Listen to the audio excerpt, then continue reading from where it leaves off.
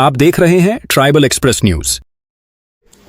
वीरांगना रानी झलकारीबाई महिला सशक्तिकरण मिशन बिरसा के द्वारा बड़ादेव भवन मलाजखंड में 76वां संविधान दिवस धरती आबा भगवान बिरसा मुंडा जी की 150वीं एवं वीरांगना रानी झलकारी बाई का 195वां संयुक्त जयंती समारोह 7 दिसंबर को आयोजन किया गया, जिसमें भारतीय संविधान की प्रस्तावना का सामूहिक वाचन, बिरसा मुंडा के जीवन, संघर्ष, उलगुलान आंदोलन एवं जनजाति समाज के योगदान पर प्रकाश डाला गया। तो बने रहिए मेरे साथ और मैं आपके साथ हरीश सिंह भूषण। जो आर्टिकल 312 जो आर्टिकल 312 है अखिल भारतीय सेवाएं, जिसके अंतर्गत भी न्यायिक सेवाएं हैं, जिसके अंतर्गत भी न्यायिक सेवाएं हैं, लेकिन उसके अंतर्गत जो आईएएस, आईपीएस और जो की भी जयंती मनाया जा रहा है। माननीय सुप्रीम कोर्ट हो या माननीय हाई कोर्ट हो, उसके जज भी जो है अखिल भारतीय सेवाओं के माध्यम से चयनित होकर के जाएं। वीरांगना रानी झलकारी बाई महिला सशक्तिकरण मिशन बिरसा के द्वारा 7 दिसंबर को बड़ा देव भवन मलाजखंड में संयुक्त रूप से 76वां संविधान दिवस धरती आबा भगवान बिरसा मुंडा जी की 150वीं एवं वीरांगना रानी झलकारी बाई का 195वीं जयंती समारोह का आयोजन किया गया। सर्वप्रथम महापुरुषों के छायाचित्र पर दीप प्रज्वलित एवं पूजा अर्चना की गई। तत्पश्चात भारतीय संविधान की प्रस्तावना का सामूहिक वाचन किया गया। उसके बाद कार्यक्रम सभा के रूप में तब्दील हो गया, जिसमें अनेकों वक्ताओं के द्वारा उद्बोधन दिया गया। मुख्य रूप से धन्नालाल पंचेश्वर ने अपने उद्बोधन में कहा कि हमारे संविधान को अगर 100% लागू कर दिया होता तो आज हमारे भारत का तस्वीर अलग होती। वहीं सुरेंद्र सिंह धुर्वे ने कहा कि भारतीय संविधान लागू होने पर सबसे ज्यादा फायदा महिलाओं को हुआ है। महिलाओं को समानता का अधिकार मिला है। आज महिलाएं देश के विकास के लिए प्रथम पंक्ति पर खड़े हैं। वहीं वक्त के रूप में अधिवक्ता विजय मरकाम, हिमलाल धुर्वे, जितेंद्र धुर्वे, भुवन सिंह कोराम, महेंद्र सिंह टेकाम आदि लोगों ने अपनी बात रखी। श्रीमती फुलेश्वर मरकाम जी की अध्यक्षता में एवं मुख्य अतिथि श्रीमती रंजीता गजभिये एवं प्रमुख अतिथि भुवन सिंह कोराम उपस्थित रहे। इस कार्यक्रम का आयोजन वीरांगना रानी झलकारी बाई महिला सशक्तिकरण बिरसा के समस्त महिलाओं के द्वारा किया गया। देखिए ट्राइबल एक्सप्रेस के लिए संवाददाता नेमन सिंह मरकाम की रिपोर्ट। है कि जो सुनने की जो क्षमता है वो वैज्ञानिकों ने उसको डिजाइन किया और डिजाइन करने के बाद 40 से 45 मिनट किया। इसी के कारण हम बीच बीच में जो है सांस्कृतिक कार्यक्रम ला के रखे, चूंकि हमने इस कार्यक्रम के लिए जो सब्जेक्ट डिजाइन किया है, लेकिन मैंने देखा कि बहुत से वक्ता जो है सब्जेक्ट से हट करके बात करते हैं। तो ऐसा नहीं होना चाहिए कि पीरियड जो है मैथमेटिक्स का चल रहा है और बता रहे हैं हिस्ट्री का, तो थोड़ा सा और लगता है। तो वक्ताओं से, अतिथियों से मेरा नम्र निवेदन है कि जो हमने जो सब्जेक्ट डिजाइन किया है उस सब्जेक्ट पर बोलें तो ज्यादा अच्छा होगा। और मातृशक्तियों को, पितृशक्तियों को, बाकी जो अतिथि हैं उनको समझ आए। तो मैं संविधान पर कुछ बात बोलूंगा, कुछ थोड़ा सा, चूंकि बहुत देर हो चुकी है, कुछ जो है बिरसा मुंडा पर बोलूंगा, झलकारी बाई पर बोलूंगा। तो हम संविधान की जब बात करते हैं तो संविधान की बहुत सारी चीजें, जैसा कि ड्राफ्टिंग कमेटी की बात जो है सम्माननीय सुरेंद्र सिंह धुर्वे जी ने कह चुके और पूर्व वक्ताओं ने भी कह चुके, तो उसको मैं नहीं दोहराऊंगा। मैं शुरू से संविधान की अगर मैं बात करूं तो मैं सबसे पहले आर्टिकल पहला जो आर्टिकल है वो है कि राज्यों का संघ या इंडिया, मतलब भारत का जो नाम है राज्यों का संघ होगा या इंडिया होगा, ये प्रथम आर्टिकल में है। लेकिन बड़ा दुर्भाग्य का विषय है कि हमारे जो लोग हैं, अधिकांश लोगों के मुंह से सुनता हूं कि हिंदुस्तान, ये हिंदुस्तान नहीं है मेरे साथियों, बुद्धिजीवी साथियों, ये हिंदुस्तान कदापि नहीं है। ये भारत या इंडिया है, भारत या इंडिया है, हिंदुस्तान नहीं है। इस बात को ध्यान रखना पड़ेगा। और बड़े बड़े वक्ता हो या जो है देश के प्रधानमंत्री भी हो, वो भी देश के भाई, हिंदुस्तान के भाई और बहनों,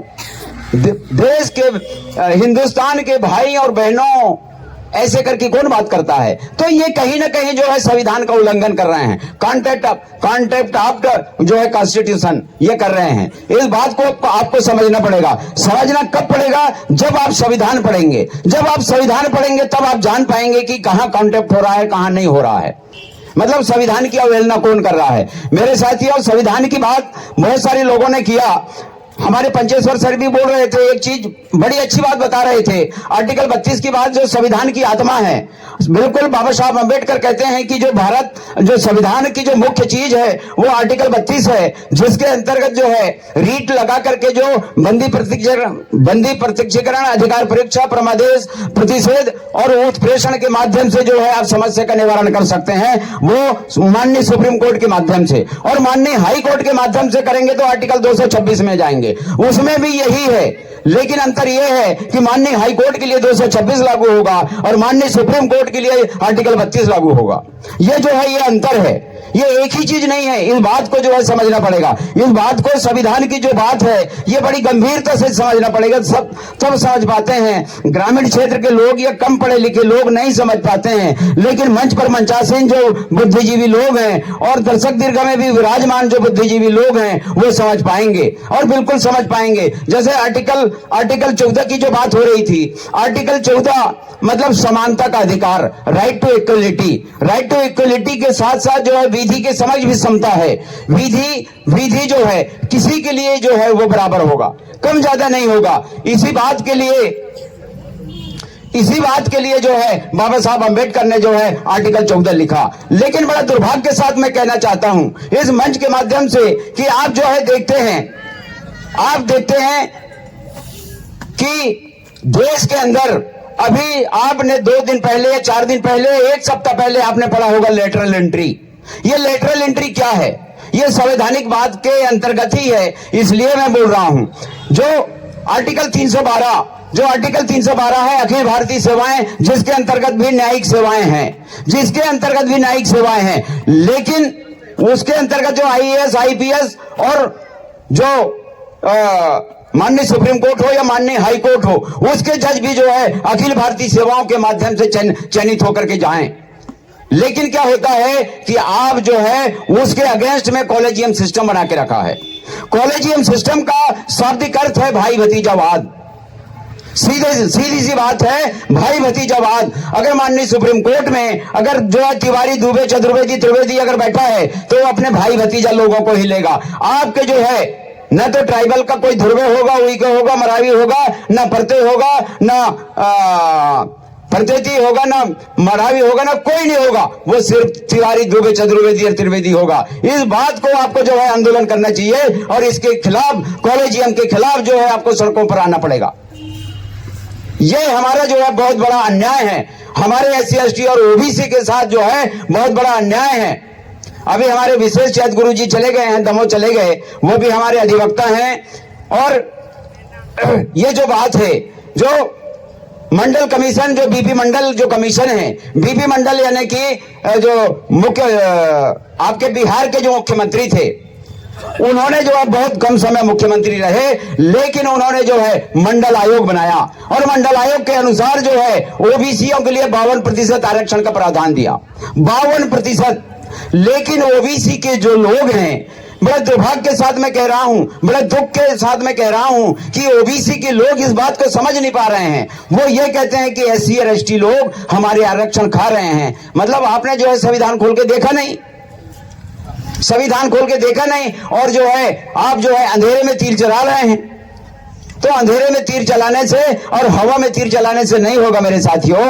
आप जो है आपके OBC समाज के जो बड़े बड़े जो नेता हैं उनसे पूछिए कि संविधान में जो है आपके लिए 50% आरक्षण होनी चाहिए और 50% की जगह विश्वनाथ प्रताप सिंह जी ने इनके अनुसार, मंडल कमीशन के अनुसार 27% दिया। 27% में भी 14 लागू हुआ, 13 को होल्ड कर दिया गया। किसका नुकसान हुआ? OBC समाज का नुकसान हुआ। लेकिन उसके लिए नहीं जाओगे। और वो होल्ड करने वाले कौन है? माननीय हाई कोर्ट या माननीय सुप्रीम कोर्ट में कौन याचिका लगा रहे हैं? तिवारी, दुबे, चतुर्वेदी लोग लगा रहे हैं। आपको पता है EWS ये संविधान के अंदर ही है, कोई बाहर नहीं है। ईडब्ल्यूएस के माध्यम से इनको जो है 10% का आरक्षण दिया गया। ईडब्ल्यूएस का मतलब होता है इकोनॉमिकली वीकर सेक्शन, आर्थिक रूप से कमजोर वर्ग के लोग। वो चाहे किसी भी समाज के हों, वो अगर कमजोर हैं, शैक्षणिक रूप से पिछड़े हुए हैं और सामाजिक रूप से पिछड़े हुए हैं, उनको इस आरक्षण का 10% जो आरक्षण अभी जो दिए हैं ईडब्ल्यूएस के लिए, उसका लाभान्वित उनको मिलना चाहिए, उनका लाभ उनको मिलना चाहिए। लेकिन जो है ज्यादा से ज्यादा लाभ जो है 3.5% के लोग, स्वर्ण लोग ही उसका फायदा ले रहे हैं और हम लोग चुप्पी साधे हुए हैं। तो इस तरह से कहने का मतलब यह है कि चाहे स्वतंत्रता के पहले की बात हो या स्वतंत्रता के बाद की बात हो, ये हमारे साथ कहने का मतलब एसटी, एससी और ओबीसी के साथ ही अन्याय, अत्याचार, शोषण, बलात्कार और हत्याएं अगर हो रही है तो सिर्फ 3-4 वर्गों के साथ हो रही है। अब इसको कैसे आप जो है खत्म कर पाएंगे? अब इसीलिए बाबा साहब अम्बेडकर ने कहा कि जो है शिक्षा वो शेरनी का दूध है, जो पिएगा वो दहाड़ेगा। लेकिन आप शेरनी का दूध पीने को तैयार ही नहीं है। स्वर्गीय सम्माननीय सोहन सिंह धुर्वे जी, उन्होंने 20 रुपए की जो है आदिवासी सत्ता बांटते थे, 20 रुपए की। कोई पढ़ने को तैयार नहीं, हमें पढ़ने का टाइम नहीं है। शिक्षक लोग बोलते थे, बड़ी शर्म की बात है। शिक्षक लोग अगर ऐसे बोले तो बड़ा दुख का विषय है। साहित्य समाज का दर्पण है, अगर जो है आप साहित्य का अध्ययन नहीं करेंगे तो समाज को दर्पण नहीं दिखा सकते। इसीलिए जो है के.आर. शाह जी कहा करते हैं, पढ़ोगे तो जानोगे और जानोगे तो मानोगे। लेकिन आप पढ़ना ही नहीं चाहते हैं। जब पढ़ना ही नहीं चाहते हैं तो आप कैसे समाज को दर्पण दिखा पाएंगे? मेरे साथियों, कहने के लिए बहुत सारी चीज हैं। अब मैं जो है हमारा जो विषय है ये कि महिलाओं में नेतृत्व समानता, सीधी सी बात है। आर्टिकल 39 का ये कहता है पुरुष या स्त्री को समान रूप से पर्याप्त साधन, जीवन जीने का साधन उपलब्ध कराना होगा। ये अधिकार है। आज भी हम कहीं ना कहीं जो आर्टिकल 17 है, बाबा साहब ने तो लिख दिया कि अस्पृश्यता का अंत हो गया, लेकिन मुझे लगता नहीं कि अस्पृश्यता का अंत हो गया। बिल्कुल नहीं हुआ है। इसी बात के लिए बाबा साहब अम्बेडकर ने एनिहिलेशन ऑफ कास्ट लिखे किताब, जातियों का विनाश। किसी ने नहीं पढ़ा होगा जातियों का विनाश, बहुत कम 2-4 लोगों ने पढ़ा होगा। अगर आप जो है जातियों को गांठ में बांध करके अगर रखते हैं और ऐसे कार्यक्रमों में अगर इसकी बात करते हैं तो आप घर में रहिएगा। जातियों के बात करने वाले घर में रहिएगा, ऐसे कार्यक्रमों में मत आइएगा। जाति से कुछ होने वाली नहीं है, ज्ञान से कुछ होने वाला है। और आर्टिकल 39 घ क्या कहता है? समान कार्य के लिए समान वेतन, चाहे महिला हो पुरुष हो, समान कार्य है तो समान वेतन देना होगा। उसके पहले क्या होता था? महिलाओं को, स्त्रियों को क्या समझा जाता था, यह बताने की बात नहीं है। उसको जो है आप मनुस्मृति में पढ़िए, वेदों में पढ़िए, क्या लिखे हैं इन्होंने। और उस बात को भी हम जो है परोस भी रहे हैं, किसी के माध्यम से परोसा जा रहा है और उसका ग्रहण भी किया जा रहा है। यह बड़ा दुख का विषय है। हमारे एडवोकेट सम्मान्य विजय मरकाम जी ने कह दिया कि आर्टिकल 13 का मतलब यह है कि संविधान लागू होने के पहले जो संविधान से असंगत है उसे शून्य किया जाता है, उसका कोई अस्तित्व नहीं है। संविधान से जो भी चीजें अगर असंगत हैं आज, वो शून्य हैं। चाहे महाभारत हो, गीता हो, रामायण हो, वेद हो, चाहे कुछ भी हो, अगर वो असंगत है संविधान से तो वो शून्य है, उसका कोई महत्व नहीं है। और ये जो कार्यक्रम है ये पूरा का पूरा वीरांगना रानी झलकारी बाई महिला सशक्तिकरण मिशन बिरसा के तत्वावधान में है। हम जो है, हम 3 लोग इसके संयोजक हैं। हम आयोजक नहीं हैं, लेकिन संयोजक हैं। संयोजक का परिभाषा ये है कि कार्यक्रम कैसा हो रहा है, क्या हो रहा है, वो निगरानी करने का रहता है। तो हमसे जो बन पा रहा है वो हम निगरानी कर रहे हैं। 3 लोग हम संयोजक हैं, बाकी पूरी टीम जो है इसके आयोजक हैं। और ये बहुत ही बड़ी बात है। और मैं बोलते बोलते एक चीज और याद आ गई कि हमारी मातृशक्तियां जो हैं, जिनके कारण जो है बच्चा बोलने सीखता है।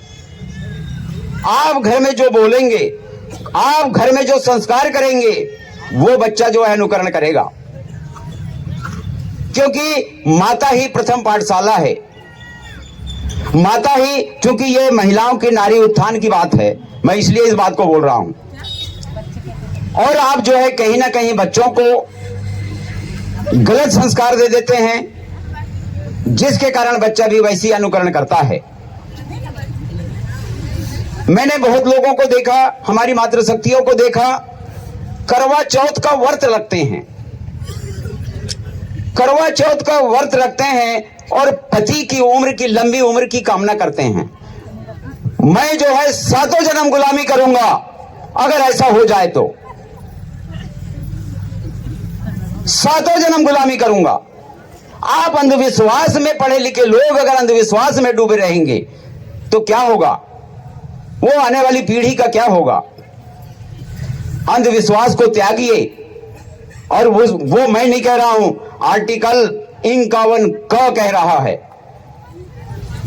विज्ञान के दृष्टिकोण से चलिए और अंधविश्वास को त्यागिए। और मैं तमाम जो लोग आए हैं, चूंकि मैं बहुत जल्दी कंक्लूड कर रहा हूं, क्या है कि हमारे जो अतिथि हैं उनके अभी पूरी बात रह गई है, पूरे उनका वक्तव्य रह गया है। चाहे दर्शक दीर्घा में विराजमान हो, मातृशक्ति पितृशक्ति, चाहे मंच पर विराजमान हो, किसी भी सामाजिक कार्यक्रम में अगर जाते हैं और जो जोड़ा है तो वो जोड़ा के साथ जाएं। अगर आप जोड़े के साथ नहीं जा रहे हैं, मतलब आप अन्याय कर रहे हैं किसी ना किसी एक के साथ। जो अकेली आई है तो पति के साथ अन्याय, और पति आया है तो पत्नी के साथ अन्याय कर रहे हैं। आपका विचारधारा मेल नहीं खाएगा, बिल्कुल विचारधारा मेल नहीं खाएगा। इस देश के जो आदिवासी विकास, अखिल भारतीय आदिवासी विकास परिषद का संस्थापक प्रेम सम्मानी कार्तिक उरांव जी इस बात को कहा करते थे, पति पत्नी एक बैलगाड़ी के पहिए के समान होते हैं, और एक पहिया अगर थोड़ा भी छोटा हो गया तो गाड़ी पलट जाती है। तो पति पत्नी समान हैं, बिल्कुल समान है। आदिवासी समाज में तो समान माना जाता है और एक दूसरे का सम्मान करते हैं। इसलिए आदिवासी समाज में पति पत्नी का नाम नहीं लेती है, पति पत्नी का नाम नहीं लेता है, और पत्नी पति का नाम नहीं लेता है। यह हमारा संस्कार है, हमारी संस्कार है। लेकिन हम जो है अकेले चले जाते हैं। ये कहीं ना कहीं जो है भेदभाव कर रहे हैं। हम नारी उत्थान की बात कर रहे हैं, नारी समानता की बात कर रहे हैं, तो फिर समानता कैसे होगा। इस बात को ध्यान में रखें। और कहने के लिए बहुत सारी चीजें हैं, लेकिन बाबा साहब की तो जितनी बात करें, रात और दिन बात करें तो कम है। उनके लिए कहीं कोई उदाहरण नहीं है, उनके लिए कोई उदाहरण नहीं है। आपको पता होना चाहिए, जब 6 दिसंबर 1956 को बाबा साहब का महापरिनिर्वाण दिवस मनाया गया और उस दिन महापरिनिर्वाण हुआ, उस दिन 193 देशों के झंडे जो है झुका दिए गए। 193 विश्व के 193 देश के झंडे झुकाए गए। यह कितनी बड़ी बात है। और हम कहते हैं कि बाबा साहब, संविधान तो BN राव ने लिखा। वो अनिल मिश्रा कहता है कि BN राव ने लिखा। अरे अनिल मिश्रा, हमारे सामने आ जा, यहाँ जो है डिबेट कर ले। मैं डिबेट करने को तैयार हूं, भले ही आप जो है माननीय हाई कोर्ट के जज है, ये वकील हैं। मैं तो अभी जूनियर वकील हूं, लेकिन मैं आपसे डिबेट करना चाहता हूं। ये जो है भ्रमित करने वाले लोग हैं। एक बात और, अभी 2022 में सिविल जज की परीक्षा कंडक्ट कराई गई थी और उस सिविल जज की परीक्षा में 191 पोस्ट थे, 191 SC ST OBC जनरल अल्पसंख्यक सबके लिए, और जिसमें SC और ST के लिए 121 पद थे। सिविल जज की बात कर रहा हूं। 121 में सिर्फ और सिर्फ एक SC कैंडिडेट सिलेक्ट हुआ। इस बात को कितने लोग मानते हैं? ये बिल्कुल ऐसा हो ही नहीं सकता। वो जान रहे हैं कि जुडिशरी में SC ST और OBC के लोग बिल्कुल ना जाएं और ये न्याय की बात ना करें, और ना ही ये जो है जजमेंट होता है तो ये अपने लोगों के प्रति जो है ये स्वविवेक से उनके प्रति सिंपैथी रखते हुए न्याय करें। ये ऐसे जो है ये ब्राह्मणवाद के लोग कभी चाहते नहीं हैं। आप बताइए कि हमारे लोग IAS IPS और IFS सब बन पा रहे हैं, लेकिन क्या सिविल जज नहीं बन पाएंगे? अभी जो है ऑल इंडिया बार एग्जाम जो है कंडक्ट की गई थी, वो भी जो है एक सिविल जज के पेपर के बराबर हुआ था। तो इस बात के लिए आप अगर खामोश बैठेंगे तो ये दिन दूर नहीं है जो उस समय था। गले में हंडी और कमर में झाड़ू की स्थिति निर्मित होने में टाइम नहीं लगेगा।